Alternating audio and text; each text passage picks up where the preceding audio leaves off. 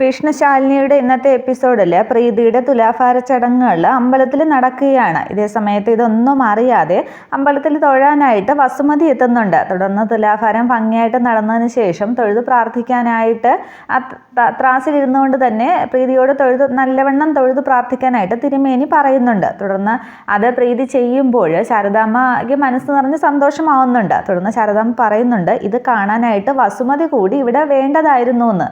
അന്നേരം അർജുൻ അങ്ങ് ഒരുമാതിരി ശാരദാമ്മയെ നോക്കുന്നുണ്ട്. ഈ കറക്റ്റ് സമയത്ത് തന്നെ ഇത് കണ്ടുകൊണ്ട് അവിടേക്ക് വസുമതി വരികയാണ്. തുടർന്ന് അത് കാണുമ്പോൾ വസുമതിക്ക് ആകെ അങ്ങ് ദേഷ്യം വരികയാണ്. എന്നിട്ട് ശാരദാമ്മ പറയുന്നത് കേട്ട്, അടിയൻ ഹാജരുണ്ട് ശാരദാമ്മേ, നിങ്ങൾ ഒരിക്കൽ ഈ സീൻ കാണാനായിട്ട് ഞാൻ ഇവിടെ തന്നെ ഹാജരായിട്ടുണ്ട് എന്ന് പറഞ്ഞിട്ട് ആ തുലാഭാര ത്രാസിലേക്ക് നോക്കിയിട്ട് ഇവൾക്ക് തുലാഭാരം നടത്താനായിട്ട് ഇതിനേക്കാൾ നല്ലത് വല്ല പാഷാണവുമായിരുന്നു, അതായിരുന്നു നല്ലത് എന്ന് പറഞ്ഞിട്ട് അവളുടെ ഒരു തുലാഭാരം എന്ന് ഒന്നുകൂടി പറഞ്ഞിട്ട് അർജുൻ്റെ കൈയും പിടിച്ച് വാടാ ഇവിടെയെന്നും പറഞ്ഞ് അർജുനെയും വിളിച്ചുകൊണ്ടങ്ങ് പോവുകയാണ് വസുമതി. തുടർന്ന് അമ്പലത്തിൻ്റെ മുറ്റത്തെത്തിയപ്പോഴേക്കും വീടമ്മയെന്നും പറഞ്ഞ് അർജുൻ അങ്ങ് വസുമതിയുടെ കൈ വിടിയിക്കുന്നുണ്ട്. തുടർന്ന് വസുമതി എന്നും പറഞ്ഞ് പിറകെ ചെല്ലുകയാണ് ശാരദാമ്മ. കൂടെ ശാലിനിയും ചെല്ലുന്നുണ്ട്. പക്ഷെ പ്രീതി അങ്ങോട്ടത്തേക്ക് പോകുന്നില്ല. അന്നേരം വസുമതി പറയുകയാണ്, ശാരദാമ്മയെ നിങ്ങൾക്ക് സംസാരിക്കാനായിട്ട് വോയിസ് ഇല്ല. ഇത് രണ്ടാം തവണയാണ് നിങ്ങൾ എൻ്റെ മകൻ്റെ ജീവിതത്തിലേക്ക് ഇടപെടുന്നത്. ആദ്യം ഞാൻ അറിയാതെ ദാമ്പത്യ പൂജ നടത്തി, പിന്നെ ഇപ്പോൾ ഈ എണ്ണം കെട്ടുകൾക്ക് വേണ്ടി തുലാഭാരം. ഇതൊന്നും ക്ഷമിക്കാനായിട്ട് എനിക്ക് പറ്റില്ല. പിന്നെ ഇതൊക്കെ നിങ്ങൾ ചെയ്യുന്നത് അതിനുള്ള ശുഷ്കാന്തി എന്താണെന്നൊക്കെ എനിക്കറിയാം. എൻ്റെ മകൻ കെട്ടിയ താലി അവരുടെ കഴുത്തിൽ കിടന്നാലല്ലേ നിങ്ങൾക്ക് സത്യഭാമയുടെ വീട്ടിൽ കയറി പറ്റാനായിട്ട് സാധിക്കൂ? അതിനു വേണ്ടിയല്ലേ എന്ന് ചോദിക്കുകയാണ്. അന്നേരം അത് കേൾക്കുന്ന ശാരദാമ്മയ്ക്ക് ഒത്തിരി വിഷമം തോന്നുന്നുണ്ട്.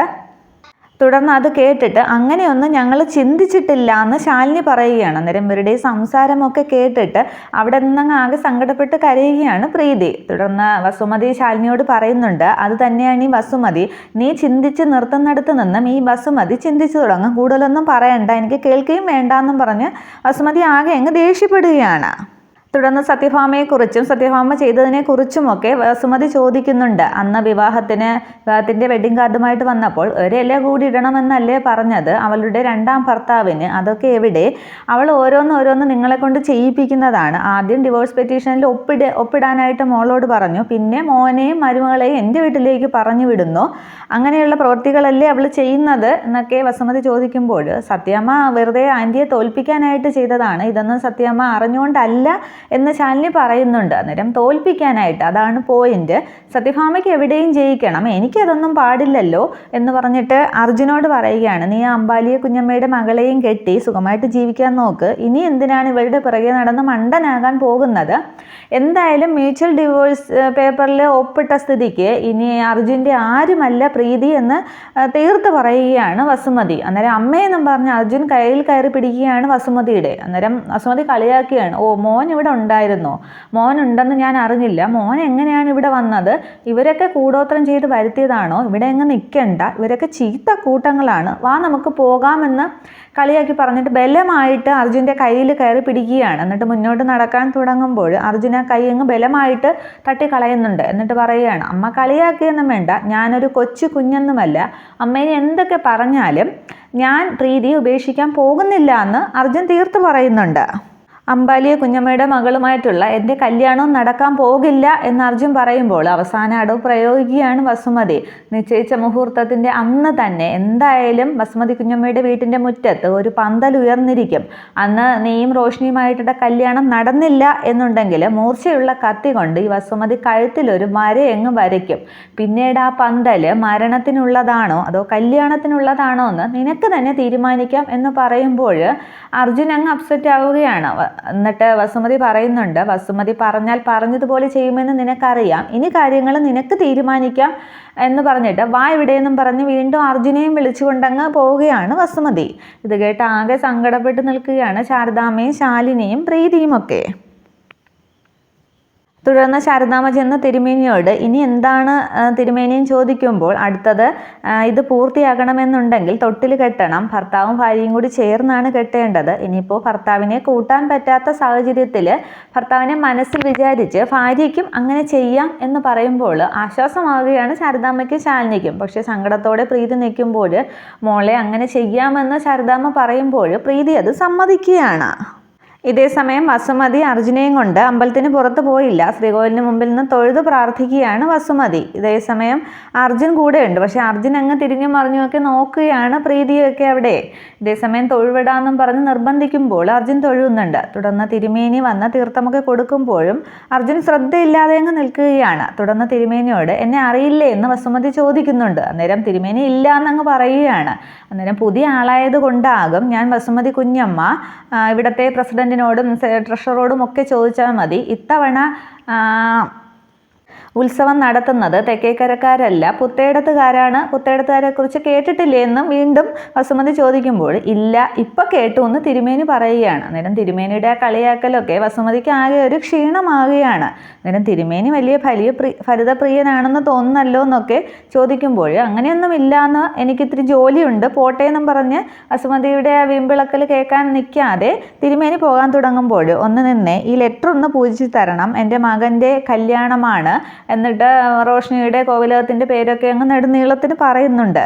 എന്നിട്ട് പ്രത്യേകം പരിഗണിച്ച് പൂജ ചെയ്യണം എന്ന് പറയുമ്പോൾ അങ്ങനെ പ്രത്യേകം പരിഗണനയുള്ള പൂജയൊന്നുമില്ല, സാധാരണ ചെയ്യുന്ന പോലെ ചെയ്യാം, അല്ലാതെ കോവിലകത്തിന് വേണ്ടിയിട്ടുള്ള പൂജയൊന്നും ഇല്ല എന്ന് പറഞ്ഞ് തിരുമേനി ലെറ്ററുമായിട്ടങ്ങ് പോകുന്നുണ്ട്. ആ തിരുമേനിയുടെ പെരുമാറ്റ രീതി വസുമതി കുഞ്ഞമ്മയ്ക്ക് അങ്ങോട്ട് ഇഷ്ടപ്പെടുന്നില്ല. തുടർന്ന് വസുമതി വീണ്ടും അങ്ങ് കണ്ണടച്ചെന്നും തൊഴുമ്പോൾ അർജുൻ ആലോചിക്കുന്നുണ്ട് തിരുമേനി പറഞ്ഞത് ഭാര്യ ഭർത്താക്കന്മാർ ഒരുമിച്ചാണ് തൊട്ടിൽ കെട്ടേണ്ടതെന്ന്. നേരം വസുമതി അങ്ങ് നിന്ന് പ്രാർത്ഥിക്കുന്നത് കണ്ട് പതിയെ അവിടെ നിന്നും അർജുൻ മുങ്ങുകയാണ്. ഈ സമയത്ത് തന്നെ ഓട്ടോയിൽ സുസ്മിതയും അമ്പലത്തിലേക്ക് എത്തുന്നുണ്ട്. തുടർന്ന് അമ്പലത്തിന് വെളിയിൽ സത്യഭാമയുടെ വീട്ടിലെ കാർ കിടക്കുന്നത് കണ്ട് അപ്പോൾ ഇവർ ഇങ്ങോട്ട് തന്നെയാണ് പോകുന്നത് എന്ന് പറഞ്ഞ് സുസ്മിതയും അമ്പലത്തിലേക്ക് കയറുകയാണ്. ഇതേസമയം വസുമതി അങ്ങ് നല്ല പ്രാർത്ഥനയിലാണ്. അർജുൻ്റെയും റോഷിൻ്റെയും വിവാഹം ഒരു മുടക്കവും ഇല്ലാതെ നടക്കണേ, മുടക്കാൻ നോക്കുന്നവരെ അങ്ങ് ഭസ്മമാക്കി കളയണേ, ഇതിനിടയിൽ ആ സത്യഭാമയെ കൂടുതലായിട്ട് പരിഗണിക്കണേ എന്നൊക്കെ അങ്ങ് തൊഴുത് പ്രാർത്ഥിച്ചുകൊണ്ടിരിക്കുകയാണ്. തുടർന്ന് അർജുൻ പോയതൊന്നും വസുമതി അറിയുന്നില്ല. ഇതേസമയം തൊട്ടിലുമായിട്ട് ഒറ്റയ്ക്ക് കെട്ടാനായിട്ട് മടിച്ച് പ്രീതി നിൽക്കുമ്പോൾ പ്രീതി എന്നും പറഞ്ഞ് ഓടി അർജുൻ അടുത്തേക്ക് ചെല്ലുന്നുണ്ട്. തുടർന്ന് അർജുനെ കാണുമ്പോൾ പ്രീതിക്ക് അങ്ങ് സന്തോഷമാകുകയാണ്. അന്നേരം മോൾക്ക് സന്തോഷമായില്ലേ, ഇനി രണ്ടുപേരും കൂടി ഒന്നിച്ച് കെട്ടുമെന്ന് ശാരദാമ്മ പറയുകയാണ്. ഇതേസമയം തൊഴുത് പ്രാർത്ഥിച്ചു നിൽക്കുന്ന വസുമതിയുടെ അടുത്തേക്ക് പൂജാരിയെ പൂജിച്ച ലെറ്റർ കൊണ്ടുവന്ന് കൊടുക്കുന്നുണ്ട്. ഇത് വാങ്ങണം എന്ന് പറഞ്ഞ്. അപ്പോഴാണ് വസുമതി കണ്ണ് തുറക്കുന്നത്. നേരം നല്ല ഭക്തിയുള്ള കൂട്ടത്തിലാണെന്ന് തോന്നുന്നു, സർവ്വതും മറന്നാണല്ലോ തൊഴുതു നിൽക്കുന്നത് എന്ന് തിരുമേനി ചോദിക്കുന്നുണ്ട്. അന്നേരം ഇവിടെ വന്നാൽ ഞാൻ ഇങ്ങനെയാണ്, വ്യക്തിപരമായ കാര്യങ്ങളൊന്നും ഓർക്കാറില്ല, സർവ്വലോകത്തിന് വേണ്ടി ഞാനങ്ങ് പ്രാർത്ഥിച്ചു നിൽക്കും, അതുപോലെ തന്നെയാണ് ഇവനെയും ഞാൻ പഠിപ്പിച്ചിരിക്കുന്നത് എന്ന് പറഞ്ഞ് തിരിഞ്ഞു നോക്കുമ്പോഴേക്ക് വസുമതി അർജുനെ കാണുന്നില്ല. അതേസമയം പുറത്ത് അർജുനും പ്രീതിയും ചേർന്ന് തൊട്ടിൽ കെട്ടുകയാണ്. തുടർന്ന് അവർ തൊഴുത് പ്രാർത്ഥിച്ചുകൊണ്ട് നിൽക്കുമ്പോൾ ശാലിനിയും പ്രാർത്ഥിക്കുന്നുണ്ട്. പ്രീതിക്ക് ഉണ്ണിക്കണ്ണനെ പോലെ ഒരു ഉണ്ണിയെ തന്നെ കൊടുക്കണേ, അവളുടെ സങ്കടങ്ങളെല്ലാം മാറണേ എന്ന് പറഞ്ഞ്. എന്നിട്ട് അർജുനും പ്രീതിയും തമ്മിൽ തൊഴുത് അങ്ങനെ കണ്ണടച്ച് പ്രാർത്ഥിച്ചുകൊണ്ടിരിക്കുന്ന ആ സമയത്താണ് വസുമതി പുറത്തേക്ക് ഇറങ്ങി വരുന്നത്. എവിടെ പോയി എന്നും പറഞ്ഞ് ഇങ്ങനെ ചുറ്റും നോക്കുമ്പോഴാണ് അവരെ കാണുന്നത്. അന്നേരം ആകെ ദേഷ്യത്തോടെ അടുത്തേക്ക് ചെന്നിട്ട് അർജുനെ ചെന്ന് തോളിൽ പിടിക്കുന്നുണ്ട്. ഇങ്ങോട്ട് വേണം മാനം കെട്ടവനെ, കണ്ണ് തെറ്റിയാലും നീ ഇവളുടെ അടുത്താണല്ലോ, ഇതിപ്പോൾ പൂച്ചയെ ചാക്കിൽ നിന്ന് അഴിച്ചു വിടുന്ന പോലെയാണല്ലോ, മറ്റൊരു പെണ്ണുമായിട്ട് കല്യാണം ഉറപ്പിച്ചു വെച്ചവനാണ്, നാട്ടുകാർ കണ്ടാൽ തന്നെ എന്ത് വിചാരിക്കും, തെക്കൻകൂർ കോവിലവുമായി ഒരു ബന്ധമുണ്ടാകുക എന്ന് പറയുന്നത് നിസ്സാരമല്ല. അങ്ങനെ വസുമതി പറഞ്ഞപ്പോൾ അങ്ങനെയല്ലല്ലോ വസുമതി വേണ്ടത്, നിലവിലുള്ള ബന്ധങ്ങൾ ഊട്ടിയുറപ്പിക്കുകയല്ലേ വേണ്ടത് എന്ന് ശാരദാമ്മ ചോദിക്കുകയാണ്. അന്നേരം അങ്ങനെ ഞാൻ ഒരിക്കൽ ചെയ്യാനായിട്ട് ശ്രമിച്ചതാണ്, അതിനെനിക്ക് പ്രതിഫലമായിട്ട് കിട്ടിയത് സെൻട്രൽ ജയിലാണ് എന്ന് വസുമതി പറയുമ്പോൾ ശാലിനി കയറി പറയുന്നുണ്ട് അന്ന് അതൊക്കെ ചെയ്തത് സുസ്മിതയാണെന്ന്. അന്നേരം അപ്പോൾ പ്രോട്ടീൻ പൗഡറിൽ ഞാൻ വിഷം കലക്കി കൊടുത്തു എന്നല്ലേ വീണ്ടും നീ പറയുന്നത്, ആ കാര്യങ്ങളൊന്നും എനിക്ക് കേൾക്കണ്ട, അന്ന് തെറ്റൊന്നും ചെയ്തിട്ടില്ല എന്നുണ്ടായിരുന്നെങ്കിൽ ഈ മരുമകൾ എന്നെ കാണാൻ വന്നില്ലല്ലോ, പിന്നെ ഈ തൊട്ടിൽ കെട്ടാൻ ഇറങ്ങിയ ശാരദാമ്മയും കണ്ടില്ല, പിന്നെ IAS ലോ പോയിന്റ്സ് ഒക്കെ പഠിക്കുന്ന നിന്നെയും കണ്ടില്ലല്ലോ എന്ന് പറയുമ്പോൾ ശാലിനിക്കും ശാരദാമ്മയ്ക്കും ഉത്തരമില്ലാതാവുകയാണ്. തുടർന്ന് വസുമതി പറയുന്നുണ്ട് സ്വന്തം മകൻ്റെ കുഞ്ഞിനെ വിഷം കൊടുത്ത് കൊല്ലുന്ന ഒരു ക്രൂരയായ അമ്മായിയമ്മയെ പ്രീതിക്കിനി വേണ്ട, എന്താ അത് ന്യായമല്ലേ ശാരദാമ്മയെന്ന് ചോദിക്കുമ്പോൾ ഉത്തരമില്ലാതെ നിൽക്കുകയാണ് ശാരദാമ്മയും. ഇതേസമയം ഇവരുടെ ഈ സംസാരമൊക്കെ ഒളിഞ്ഞു നിന്ന് സുസ്മിത കേൾക്കുകയാണ്. സുസ്മിതയ്ക്ക് ആദ്യം കാര്യമൊന്നും മനസ്സിലാകുന്നില്ല, പിന്നീട് സംസാരമൊക്കെ കേൾക്കുമ്പോൾ കാര്യം മനസ്സിലാകുന്നുണ്ട്. ഇതേസമയം വസുമതി പറയുകയാണ്, ജയിലിൽ കിടന്നപ്പോൾ തന്നെ അർജുൻ്റെ വിവാഹം നടത്തണമെന്ന് ഞാൻ നേരത്തെ തീരുമാനിച്ചതാണ്.